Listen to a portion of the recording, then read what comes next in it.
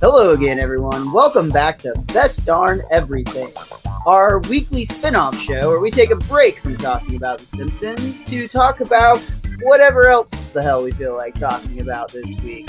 And in this case, we've got an interesting one. We're going to go until there's only one podcaster left on today's program because we are discussing the entire genre of Battle Royale, from movies to video games and to whatever else that we can think of. And it's going to be a quick bout, really, because there's only two of us on this Battle Royale. It's going to be the fastest Battle Royale ever. But, of course, joining me, as always, your co-host with the most, Richie the Whiz Kid. How you doing today, Rich? I'm feeling like I could just, take your corpse, find a better shield, maybe get some spare ammo, and shit, I'm in the storm. I guess I'm kind of screwed on this one, so I guess we're both going down in flames.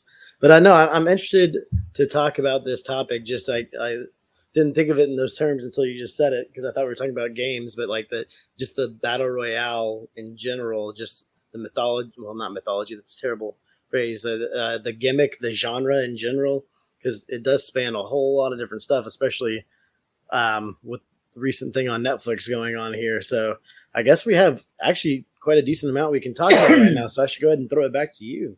The man, the myth, he's forever in sixth place. It is Miles. It's funny that you say that because, like, even when we were talking about this idea, we brought up Squid Games, which, I mean, like, isn't a video game yet. Probably will be soon, but isn't as of right now. I heard they were in talks about that, but like I brought up Squid Games to you in Battle Royale sense to talk about the crab game on PC that's out right now, because they basically just recreated most of the games in Squid Game, but then they added a couple different ones, and like it's just some dude just made it like super fast, and the graphics look ridiculously stupid. But like I've watched a few people play it online I saw like some key videos where it's like the best moments, and it looks kind of stupid fun, but it honestly very much so gave me a Fall Guys vibe. It very much so did, but like it looked like obviously another Battle Royale game in a weird sense of its own right. Yeah, exactly. But I mean, it looked really fun. People were playing hide and seek on there and trying not to get tagged by people who had bombs flashing on them. And if you didn't tag somebody before the bomb exploded, then your player was eliminated. They had King of the Hill in it. They had kind of like an ice bridge, but like it was a bunch of little snow islands that would slowly melt and you had to jump to another one. And there's a level similar to that in Fall Guys, I would say. For sure. So just doing a little bit of research before we started recording, from what I could find, the credited first Battle Royale movie or thing that kind of like inspired this whole genre, which has exploded, is one of the most popular, at least in video games.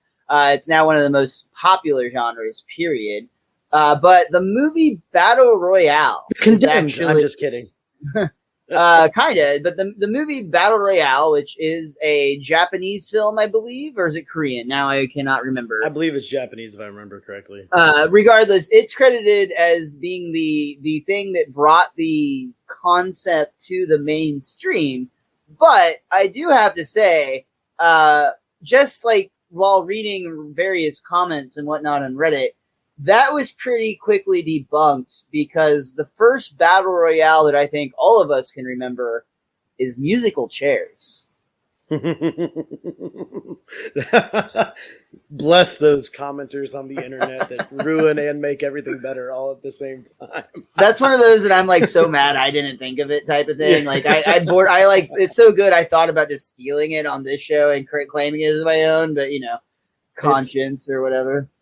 I've had a few people in my day try to say that Battle Royale is like the Hunger Games, and I've heard those arguments before, where people basically through their wording and phrasing try to say that Battle Royale ripped off Hunger Games, when really, from the timelines, it's probably the other way around.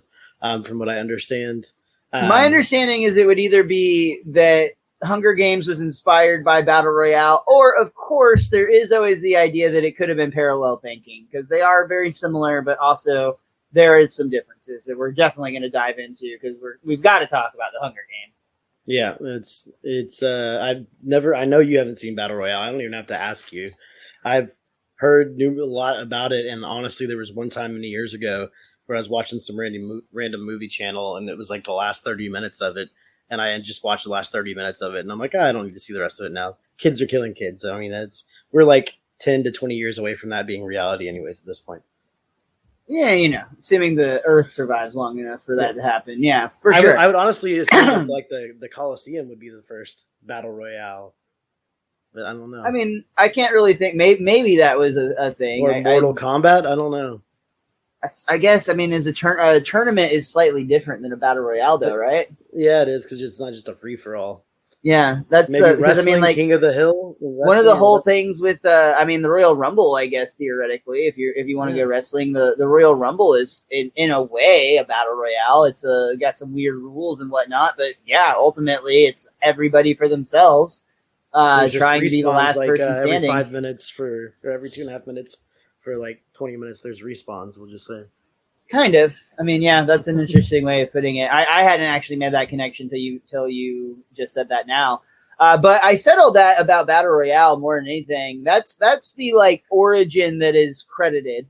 I want to know for you personally, as the person that came up with this topic for us to discuss today, what was your first memory, and like what is the Battle Royale that impacted you that it's now part of your culture? I feel like those are two different questions. Okay. Because, like, honestly, I assume what most people will say is the biggest one pop culturally would be Fortnite, because I did not want to play that for the longest time. Same. I know you didn't want to play it, and then some of our friends were playing it. I don't even remember why. It was free to play, I guess, so I downloaded it because I was like, hey, let's see what this is about. And it was before the first season ever even came out. And, the first few rounds were frustrating, but then we started playing with friends like Toby and some other people, some of our podcasting friends we were playing with too. And it was fun just playing around and doing it. And the whole concept of the closing circle, because like my honest thought in a battle royale game is it would be wicked cool if the map never closed and it would just remain this vast, wide open world. But then obviously you'd have rounds that never ended because the first round of battle royale still being played to this day. Exactly. Yeah, exactly. And you just like get sniper rifles that can see across the map. But I mean, there were some fun moments in that one, man. There were some bullshit moments where we won randomly, but like, I just didn't feel like I could ever reach the level of those fast building players. And literally and figuratively. Yes. Yeah. Like I started getting decent at the building when I switched to pro controls, but like for the amount of time people were spending on that game, it just did not seem worth it. And I remember Miles actually won one of the first matches he played when we finally convinced and that ruined it for me, honestly. Yeah, we convinced Miles to play with us after all this time, and we just had this great. I think it was you, me, and Toby, and maybe the rando. I don't remember who the fourth was, but like we ended up winning our first match together. It sucked Miles out of it, and he wanted to do nothing to do with the building. And I remember when I actually got one of the battle passes, it was the one with John Wick in it. I did all that grinding and got John Wick, and I was so happy. The Thanos event that they did with Marvel when the first Infinity War movie came out was a lot of fun when you could play as Thanos. But I started hearing rumors that they were going to make John Wick like a free skin the next season, and I was just like, I was already feeling a little burnt out on it, and I was just done with that after that time. And then I saw another Battle Pass game in the store like a month later that was free, and I actually saw it the day it came out with no advertisement, and I'm sure we'll talk about that game in a little bit. Okay. Interesting with the Fortnite just in general that it became such a phenomenon, because there's definitely at this point I think it's absolutely the largest and the most well known. I mean, it holds the record now.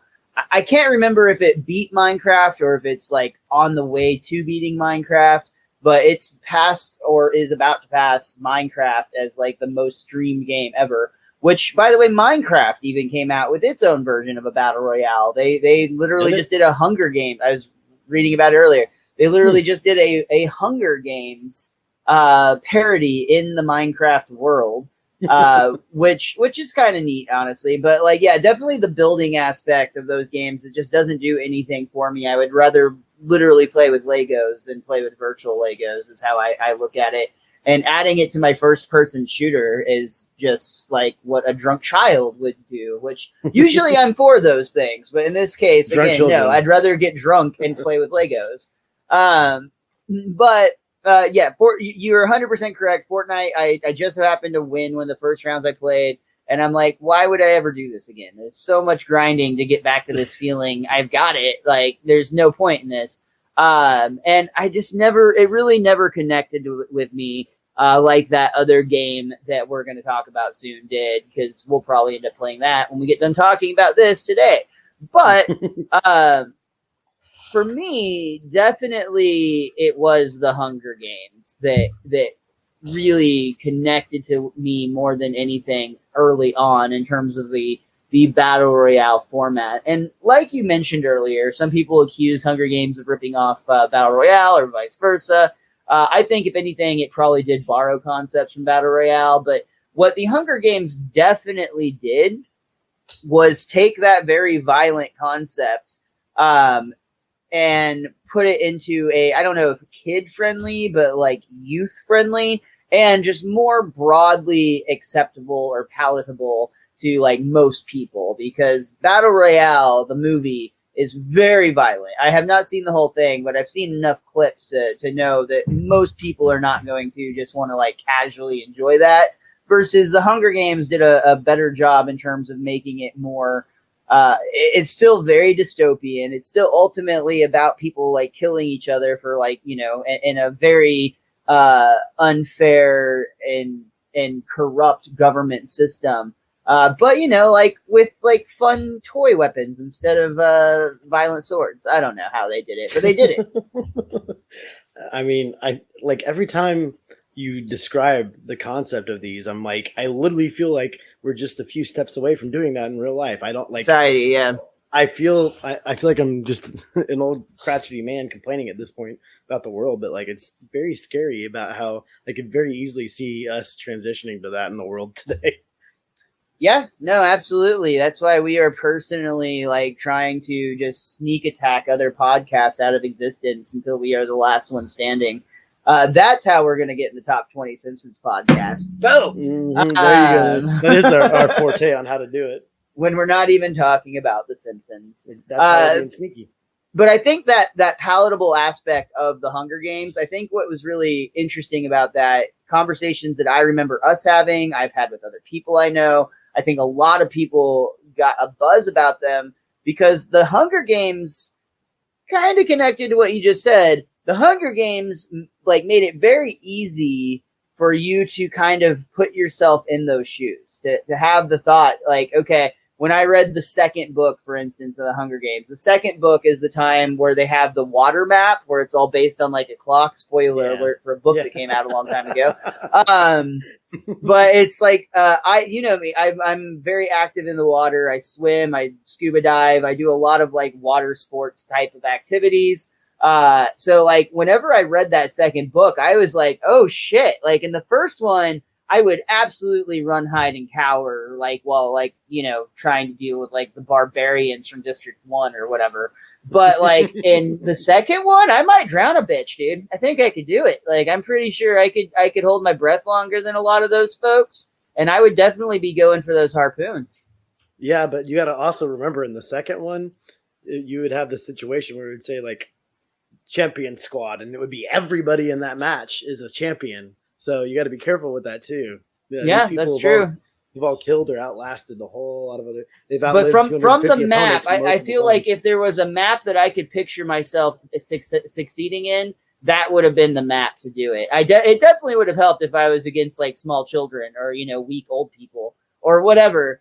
That's an interesting concept. To think about what map I would do best in. I honestly, it'd have to be a map of like Diet Coke, I guess. Like you have to get to the weapons, you have to drink a shit ton of Diet Coke, and then I think you would do well in a situation where you were playing with a bunch of sugar addicts in a sugarless world or sugarless environment. Ooh. So you're just having like them are like they're super cranky and like kind of getting the shakes, and you're like, what's the matter, guys? Is your pancreas working too well? And then I just you push their buttons a little bit to get them agitated at each other and have them just knock each other psychological out. warfare all the way. I mean, that's a strong concept. I like where your head's at. And speaking of warfare, and also because we're eventually going to get to Apex Legends, and I think we'll end up talking about that for like a really long time, probably, and we'll probably circle back around various places. But it would be foolish of us to have this topic come up and not discuss what is arguably the most popular show on television right now. At least it's the most watched thing on Netflix as of recent memory. Squid Games is a television show. This is definitely a Korean television show. Very much based on the Battle Royale concept in a pretty unique way. I think I actually ended up enjoying Squid Games more than you did, which I find odd in a lot of ways, just based on our personal preferences. But I think that despite you not necessarily enjoying it as much as I did, I think you still enjoyed it. And you can definitely talk about it from the aspect of like that corrupt government or corrupt overlord of some sort that is forcing people. Or again, that's kind of the weird thing about Squid Games is they weren't technically forced, but they're put into a situation where their lives are on the line and they make it seem like only one person's walking away with that money. That's one of my complaints about that show is there was numerous times throughout the season, especially as you go to more and more games where they're like, when we all get out of here or we'll all split the winnings. And it's like, you guys are fucking idiots. Like, there's like if you want to left, right? Well, like, I thought that like there could have been a way that multiple people could have won. Actually, oddly enough, I don't really fully understand. The problem is I don't fully understand the rules to the last game they play, so like that's where it's a little bit like questionable. But you knew that was going to be the last game before. Of course, yeah. Like it's the name of the show. Of course, you don't name the show Squid Game and not have a goddamn Squid Game. And you don't do a flashback to when you were kids at the very first scene of the series if you're not going to go back to that moment at the end of the series. Right. But yeah, it's. I did actually enjoy Squid Games. Miles talked me into watching it. It was all the rage, and I was like, everyone's built it up so high. I don't know. And honestly, my issue with the show seems to be the opposite of everyone else's. Everyone loved the show from the marble game on, and that's actually where I started to not really like the show. Well, I mean, that's strong phrasing. I found it less believable from a storytelling standpoint from that situation on because I liked showing all these people actually make the choice to leave the games. I guess we have to say spoiler alert, like on all our shows, but they actually made this one is a little more recent than the Hunger Games. Yeah. But by the time this episode airs, it'll be Christmassy. So like you guys, but Merry Christmas. We're going to talk about death. You've had 2 months. I mean, that actually is appropriate, right? You've had 2 or 3 months to watch it at this point, so hopefully you saw it. But I like how they got into everyone's stories and like show why they would actually be willing to go back in and do all this. And I enjoyed that part of it. And then once they were in the games, it's the whole time I'm like, man, like in my mind, I'm like, all these people are going to die except one person. And I want to see how we get to that point. But I feel like from the end of the marble game on, the choices made during the marble game with some of the characters, I just feel like I was like, yeah, this person's gullible, but like you see this dude having a mental breakdown because he understands he's probably about to die, and then all of a sudden he's completely calm and collected, and you're just going to wholeheartedly trust this dude with everything he's saying. And I just there's stuff like that bothered me. And then the way that they got rid of at least one of the characters when it had nothing to do with the actual game, with them destroying part of the game and it impacting one of the characters, I feel like it was a cheap way to get rid of the character because that character would have clearly won the last game if they were still alive at that point, I feel like. But I don't know. There's some parts of it where I just felt like it was a little too convenient from a storytelling standpoint. And then I'm okay with the way that it ended. There's a lot of people upset with the last scene in the show, but I was okay with that. Where he gets off the airplane? Yeah, because like they know that you're not getting on the airplane, so clearly they already have eyes on you. And I've read theories where they're going to blow up the plane anyways, which I don't agree with. I don't think that was going to happen. They're just making sure that he's being a good boy at this point. And it also just proves the fact that even though he wins all this money, he's still not in any more control than he had before he had the money. He's actually maybe has less control at this point because his money came from the shit that he doesn't agree with, which is the whole reason he wasn't spending it at the first part of the ending. So I'm okay with the ending, except for the red hair. I still don't get that part. I think it's interesting that he didn't spend a dime of it. Like that's, I like because it was dirty money in his mind. But where's he getting? He was clearly struggling before that. Where's the money coming from? My thing is, those guys. There's somebody there who's like, I need the money. Show me the money. I'll come back and. Yeah, like the guys from the beginning of the series were gonna kill him basically if he didn't pay him up. So like, where were those people at? But and then the other thing is he won every game with like less than 1 second on the clock. And I've said this to Miles before a few weeks ago. Even the game he plays with the person behind it all at the very end about who's going to help this bum, like literally looks like he's going to lose that bet. And then at the literal 1 second mark, if there's an actual clock on the wall, which there was, but it was a standard clock with numbers all the way around it, so you couldn't quite see the seconds on the screen. But like it was literally 1 second left, and he won his bet at the end. So it's like every time he survived is literally with like a second on the clock, which that can happen once, maybe twice, but 6 times. I'm sorry. Like they're just doing it for drama. That's the part that was just too much for Richie. It takes me out of the moment a little bit. It takes me out of the moment. I do agree that it gets a little bit absurd when every single time it's down to the last second. It's the reason that a lot of people feel like the NBA is rigged. Luka, woo. But I will say about Squid Games 2, for me, there was... Well, I mean, I guess technically speaking, no. I will say about Squid Games that I think there is, like, diminishing returns from the first game on. Like, the first time you see the red light, green light game, you are like, oh, fuck, there's some shit going down. And then pretty much every game after that just has less and less impact. Like, it's still interesting, but it's just not as like the first episode, or maybe it's the second, I don't really remember, but that red light, green light moment is like the biggest, like, oh shit, this is getting real. And then from there on out, they have a hard time catching up with that.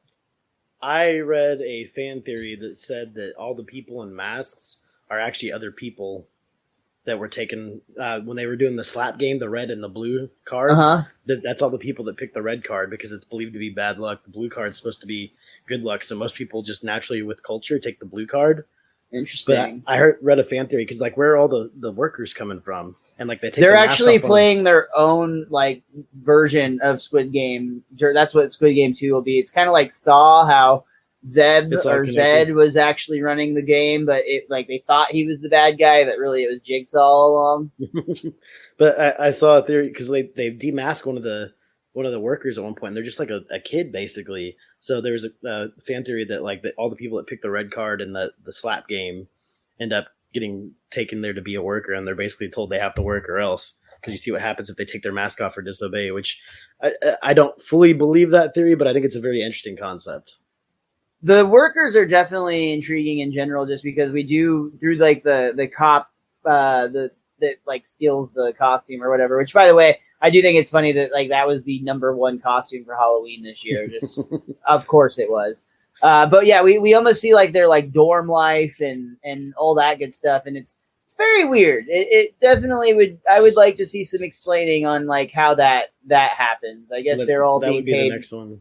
Paid very well by all those VIPs. And every twist in the series was you saw it coming a mile away. That was the other thing that bothered. Like everyone online made such big deals from what I've read about all the twists in the story, and I'm like, how did you like? You're telling me you didn't see that coming? And then I'm like, okay, maybe these people have never watched a movie or a TV show before, but like the reveal of who the man behind the mask was, like you called that 3 episodes before because you literally have all the evidence put on the screen. The twist at the end, it's like you didn't see that coming. Like the letter had the guy's like call sign on the freaking letter, so you know that that's him. There wouldn't be anybody else that it was. And a twist that I didn't see coming, but I thought was honestly super bullshit, and you might have even referenced it earlier, was when they do the glass panel bridge and then they all explode at the end, and then that chick dies for like no reason, or she doesn't technically die, but like she's so weakened. Yeah, like that's a jip because she would have whooped both their asses. That's what I'm saying. She would have won. I thought that's what you're talking about, but she had no mercy in her. Like she just would have plowed through them and won. Man, like I just thought it was so messed up that like that was like that was like a show for the VIPs or whatever. But it's like, dude, you just got to watch like 12 people die. Like, calm down and let the people that won enjoy their like health into the next game at least. You corrupt like moguls running this spiteful operation.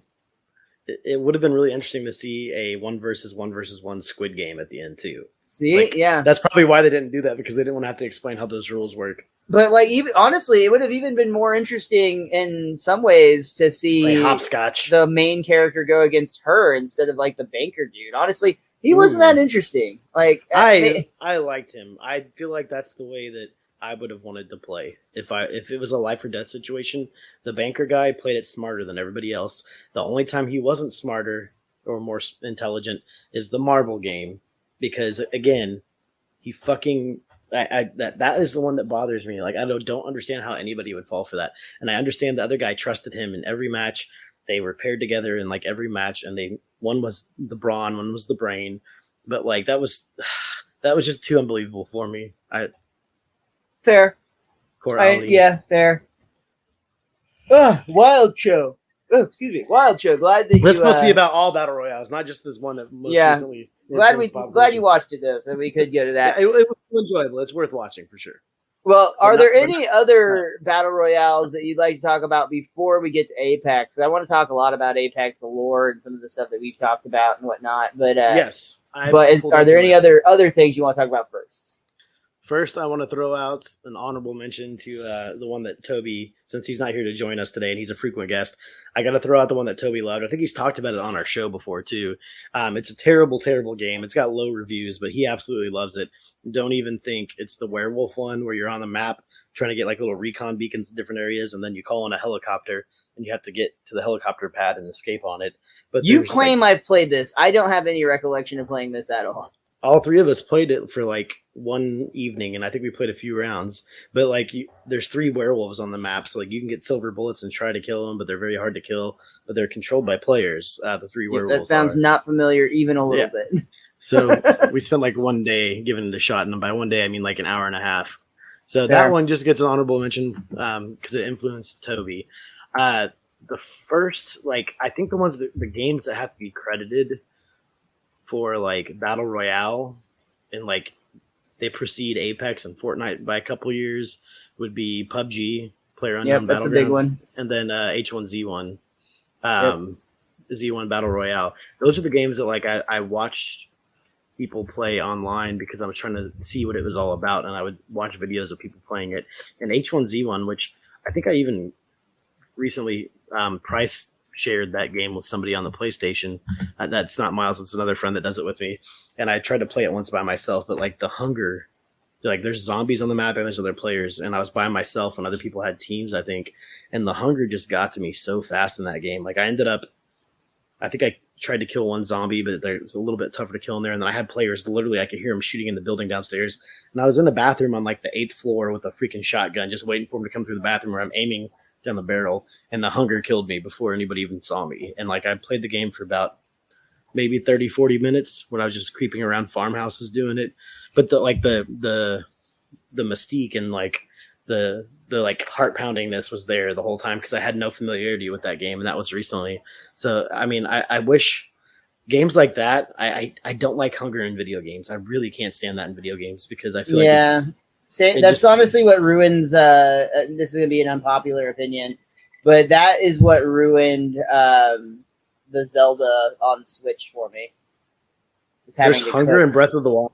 You have to cook all the fucking time. Yeah. Oh my god, I'm so glad. I don't think it's actually hunger. I think it's just that you have to like cook all this bullshit all the fucking time, and I'm like, I don't want to cook. I don't care about mixing ingredients and having to remember what goes in what.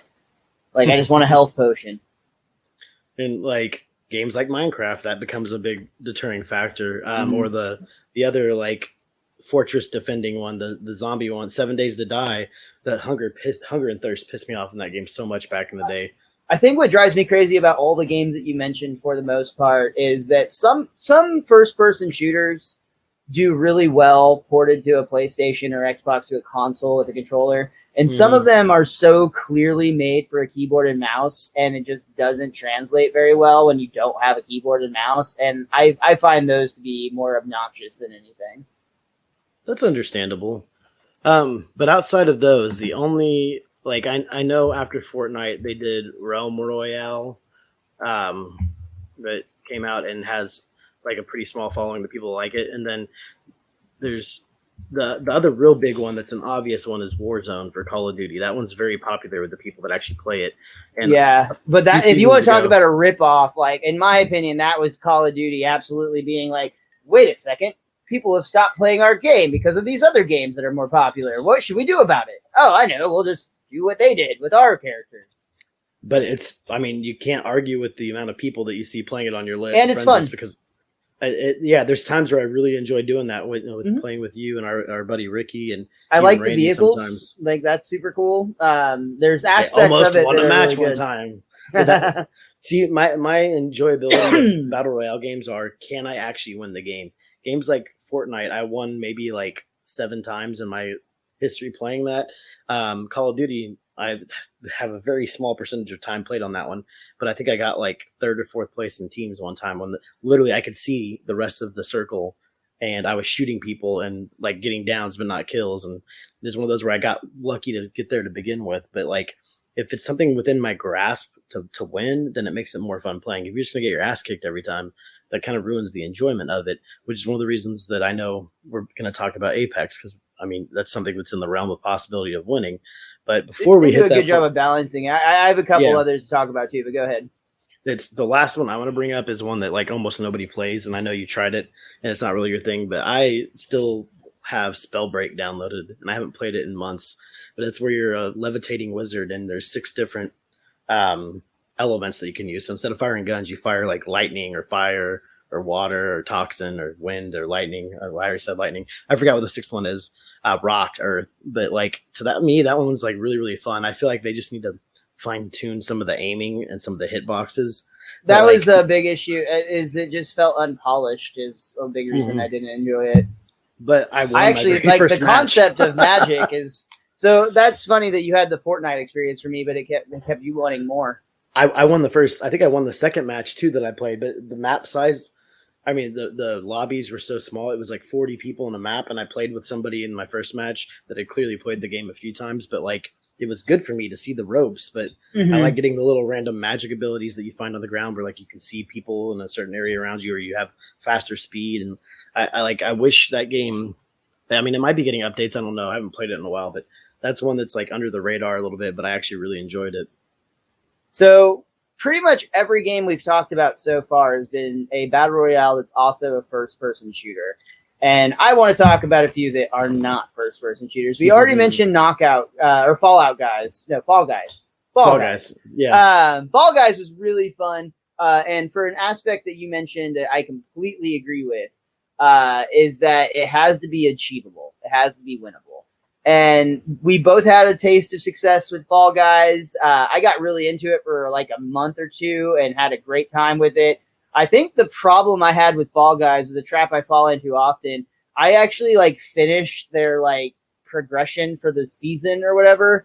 And then I'm like, well, I have no reason to play. And then when they came out with a new season, I was just kind of over it at that point, and I never ever got back to it. But that game is definitely not a first-person shooter. It's a weird, like, it's almost like Squid Games. Well, it is. I was actually going to say more than anything, it's like Most Extreme Elimination Challenge, which was a fantastic television show back in the day. But that reminds me of 2 other Battle Royale games that I really do like fundamentally. One of them I actually still play periodically to this day. But their absolute downfall for me personally is the unwinnable aspect of them. It's the fact that like when I get a top 10, that's only happened a handful of times, and I feel like, wow, that's as close as I'm ever going to get to winning this. I feel like you want to take a guess. There's 2 of them. You can go. Well, the top 10 thing, Tetris 99. 100% Tetris 99. Yeah. Okay. And that one is surprising, I would say, based on my personal gaming preferences, like how I put this on camera. Why am I so bad at this? It's in mirror mode. Oh my god. I'm trying to put my Mario tattoo on camera. I finally did it. You might not even know this, Rich, because I don't know how often you pick up your Switch, but they actually came out with a Mario Brothers Battle Royale game. It's based on the first Mario Brothers, like the NES version. Oh. And it's very similar to Tetris 99. You're literally playing through the Mario Brothers game. And like as you're doing things, you're sending extra enemies that are usually not on those levels at your opponents and whatnot. That's and like Tetris-y. I'm a pretty good Mario player. I enjoy Mario. I've played a lot of Mario in my day, but there are people that are just so fucking stupid good at Mario. And same with Tetris. That is that Same aspect. with all of these, honestly. There's that aspect where it's just like, nope, not going to happen. But something about Apex, and I don't know if it's the game's balancing.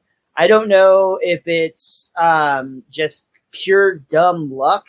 But we've had success with Apex in that, like, we definitely don't win every round. In fact, sometimes we have nights where we struggle to get into the top 10 at all. But we've also had nights where we've had multiple wins as a night, as a squad, or even just the two of us playing with a random.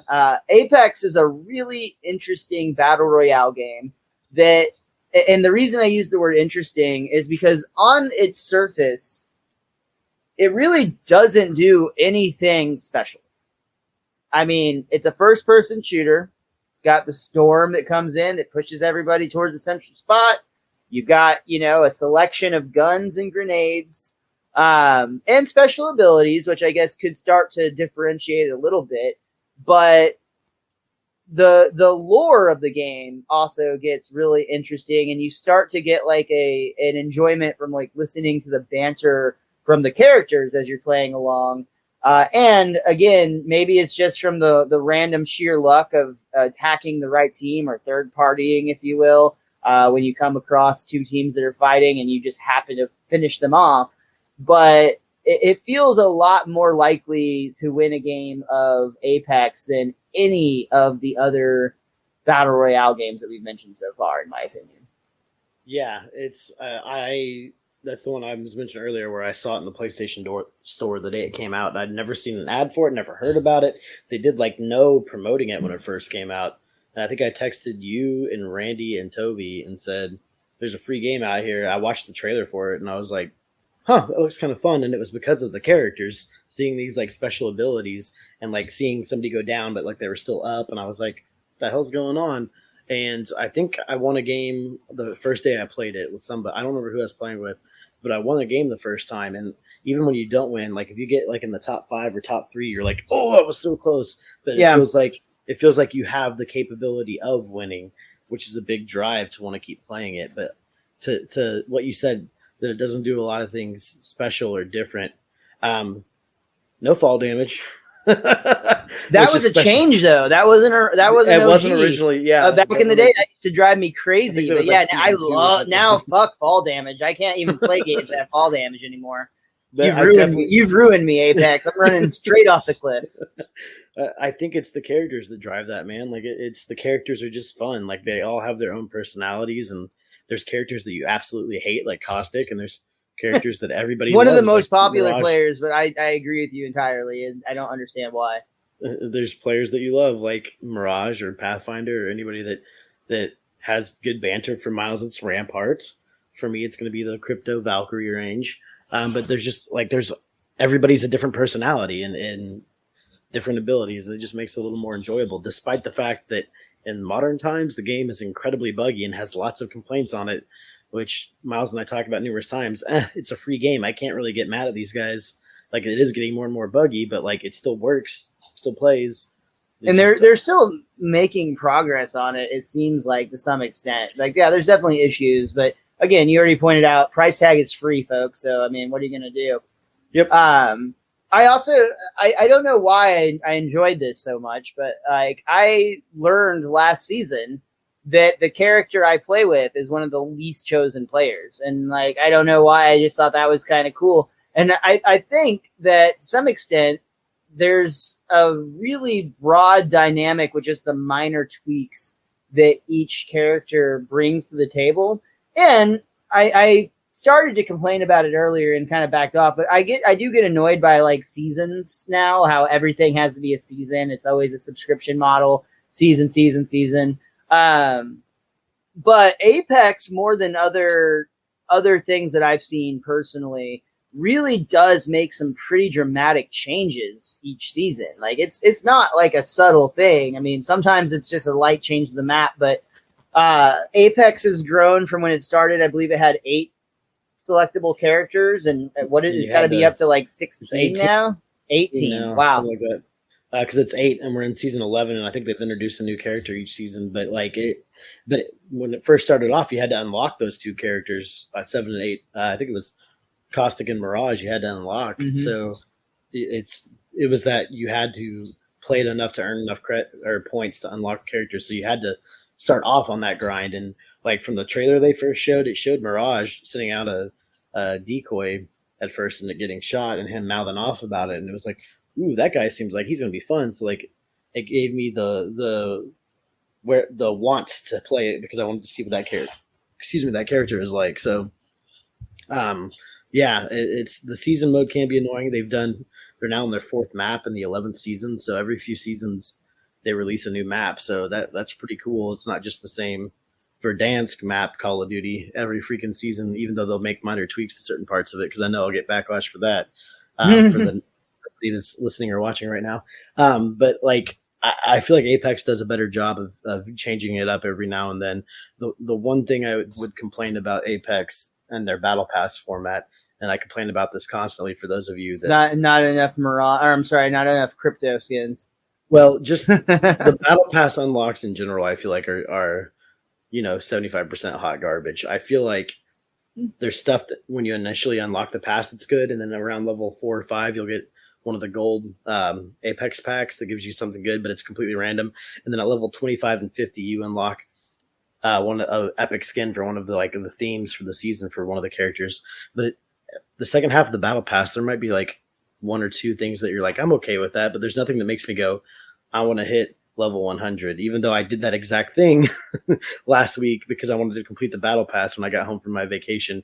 But it's because I was at battle pass level like 89, and I was like, I just want to get it done just to have that unlocked. My 2 buddies that play had level 110. I needed to get to level 110 to keep up with them. And they give everything to Wraith and everything to Mirage and Wraith and Bloodhound. I feel like get all the love every season. And my boy Crypto, I read somewhere that he hasn't gotten a skin in the battle pass since like season 4 or something like that. I do feel like they need to do a better job of balancing. Not the game, I feel, is pretty balanced, and they're always trying to make tweaks to make sure that no character has too big of an advantage over another one, which I do like. That's that really aspect cool. Of it. Yeah. But I agree, if you're somebody who is into the skins of how things look and whatnot, which is literally all this game is about to some extent, like if you're into unlocking things, they don't spread the love nearly enough to the minor characters. Or I don't even like calling them minor characters because all the popular characters. Less popular characters would be a better way of putting it, for sure. And the reason I think you like Rampart, and you said you liked it more because you found out she was like one of the least picked characters, is because it makes you feel like maybe you know something about this character that other people don't, or maybe you know how to use the character better than somebody else, or maybe they'll see a Rampart and be like, it's just a Rampart, but then you encase yourself in all these fields and you just start blowing them away with amped bullets. Which I'm going to call myself out right now because I've absolutely said that my least favorite aspect of Fortnite is the building. And I picked the only character in Apex that has any aspect of building, like at all. And I'll sit there and build myself a little fort at night sometimes. And just fucking go to town. I don't know why, but that's just who I am as a person.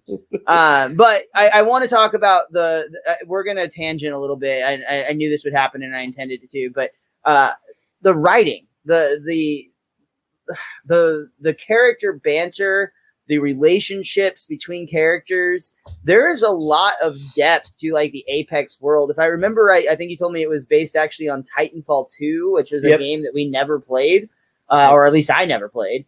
And I don't know where all these characters actually came from, but like in the game on the character select screen, depending on who you play as, they will actually have dialogue with each other. And sometimes it's like, oh, and sometimes it's downright hilarious.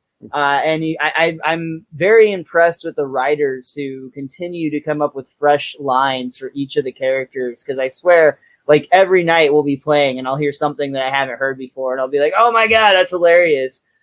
We commonly will have the discussion where like every day it's like, oh no, this person's the funniest character. No, this person's the funniest character. I'm pretty definitively saying whoever writes for Pathfinder is a comic genius because like they just get some of the best fucking lines. Pathfinder is a robot, and a lot of his comments are just about like his joy for essentially going to die, which I know sounds not funny, but it is. You'll just have to take my word for it.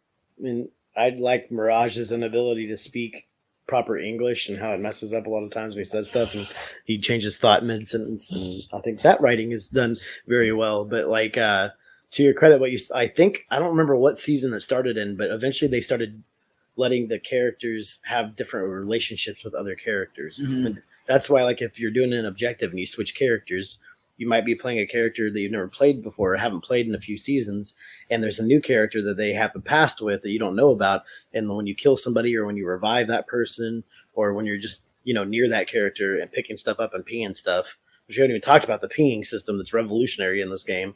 The characters will banter with each other. Like it's Ash is the newest character, and I've had 2 different matches where I was playing as Crypto and I was reviving an Ash, and Crypto makes a comment about how he knows that she has connections to some dark entity, and he says we need to talk later about that. And I'm like, oh, okay. Hello, storyline. There's a little backstory here, but yeah, we haven't even talked about the pinging system in that game, which is way better. Like I'm pretty sure Call of Duty ripped Apex's pinging system on a smaller scale, and like. I'd like to think that Apex is the standard for talking without needing a microphone. I will say it is for sure my favorite system in terms of what is it? How do I want to phrase this? There's multiplayer is great. I love talking like you when I play multiplayer. Sometimes I'll even put up the headset and talk to randoms. But there's a lot of times where if I'm playing a video game, the last thing I want to do is talk right now. Like I just want to like tune out and like not have to communicate with other human beings in a verbal manner. And Apex has made this system that I do feel every first-person shooter that comes out for the rest of time should just pay Apex a fee to use their system because it's better than what you're going to come up with. It's perfect. And you don't have to deal with listening to little 12-year-olds screaming nonsense at each other over the microphone. Exactly. Please use the beeps, or if you could use the beeps. But yeah, Apex, probably the most, I guess the Battle Royale game or Battle Royale media that I think both of us have now been connected to the most at this point. I don't think there's any other games that either of us played or any movies that we're attached to. Highly recommend. It's a really good one, and I definitely I believe they're coming out with comics, or they've done comics, or there's plans to do comics. I think there's even a show in the works. I've heard there's a show. I feel for what it's worth. I feel like I have this natural feeling that Miles is getting to the wrap up portion of the show. There are a lot of free games on, at least on the PlayStation Network, which means I'm sure they're on Xbox and I'm sure they're on Steam as well. There's games we've downloaded that we've never even played that are Battle Royale type games that are available out there. There's some vampire one coming out soon where you pick one of 3 vampire houses and you're basically trying to suck the blood of NPCs on the street to gain power and then, blasting away other vampires with your abilities. And I think it's already out on Steam, if I remember correctly. And I think there's another zombie one coming out soon. I bet that game sucks. But I was trying to think of one of my vampire dad jokes. I might be at a loss for dad jokes for the first time. But I just feel like there's a lot of fun stuff out there, and there's something for everybody that you can sink your teeth into to try and play and have some fun. Right it back. Well done. I don't even remember. I was gonna go to a wrap up of some sort. I don't remember how I was planning on getting there. But go right ahead with your question. Is there a style of Battle Royale type game that has not come out yet that would catch your eye or that you would want to play? Like, it could be something as simple as another first-person shooter, maybe something a little more on the Fall Guys or Mario Brothers aspect. I'm going to come back to that because I have an answer, but I remembered the other thing we were going to talk about, and that was the Apex show. So the debate that we've had, or that's been like kind of rumored that Netflix is picking up a show. Everybody that I've talked to has been like, I hope it's a cartoon. I hope it's live action. I stand by that. I think if they did that with a big budget show with like good effects, like a live action Apex Legend would be incredible. Oh, man, it would depend on the cast and the writing. Like my thing is like with animation, I feel like you could pick your animation style and just run with it at that point, and then you could focus more on the writing and making sure everything's just right. Whereas with the acting, it's who are they going to cast that's got name recognition so that people will actually watch this? Because when it's something like Apex, it's got such a following that they're gonna do the Hollywood thing where they're like, I gotta have somebody recognizable playing Mirage because you actually see his face. We're gonna have The Rock playing like Bangalore or something like that. Tom Holland's gonna be everybody more than likely. Yeah, there you go. It is the multiverse. Holland, Chris Pratt. Chris Pratt will be. So, like, can you see Chris Pratt as Mirage? Because I can't, but I bet Hollywood could. No, I'm Team Anna. But that's the part that would worry me about that. So it'd have to be like a low budget director taking on a big budget item and actually like having it in his contract where he's gonna have control over casting or get to help with casting. All right, I've changed my mind. No special effects, all practical. Let's go. I don't care if like the portals are like clearly a fan with some like paper mache on it and like there's a clear cut when they jump through it. I'm on board for it being live action. I definitely think if they could pull it off the right way, that it would be much more enjoyable if it was live action. But like a cartoon is the safer bet, though, hands down. How do you do Pathfinder and Revenant and Ash? All true. That's all going to be tough. There'd be a lot of CGI, anyways. All right. So your question was, what battle royale games that we don't have yet could I see enjoying? And I, off the top of my head, have 3 answers for sure. Damn. Okay. And I could see 2 of them working actually really well. The other one may be a little more difficult. First one I'm going to throw out is a Mario Kart style of battle royale. I want that battle mode, baby. I want like 64-player battle mode in Mario Kart. Yes. I could definitely see that. And honestly, I could even see him doing it with a race situation where it's like 64 laps, and every lap one person is like dropping off or something. But the battle mode for sure with the balloons popping. Yeah, that's a W. That fort level of Mario Kart 64 with like blow that map up massively and just put a shit ton of players in there. That would be so much fun. The second one I'm going to say I also think would pretty easily work and is in the same area, and that's Super Smash Brothers. And that one already a battle royale? I would say no. I mean, I guess it kind of is with it's only like a Royal 4 to 8 Rumble. People, right? It's like the end of a Royal Rumble. But we called the Royal Rumble a version of a battle royale earlier. The full Royal Rumble. That's why I clarified it with saying the end of the Royal Rumble. Everyone's maybe like so with Super Smash Brothers again because of the system it was originally on. Let's say 64 people, 1 life, go. You'd have to make the map 3-dimensional, where like you could run into the center of it, and like all these obstacles were in your way that you could throw people through and stuff. Interesting. It would be chaos for sure. It'd have to be such a huge map with such tiny characters too.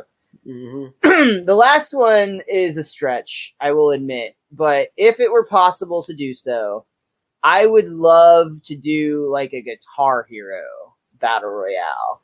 And again, I don't know logistically speaking how that works. But if somebody could make it happen in an interesting way, I could see that. Maybe that's what's going to revitalize the little plastic controllers that we are all so fond of 2 decades ago that have seemingly like disappeared off the face of the earth. I have 2 sitting right here in the corner, but yeah, they're not like, if you remember, those used to be on the shelves everywhere, and now it's like Guitar Who? But I would love to see a Guitar Hero battle royale.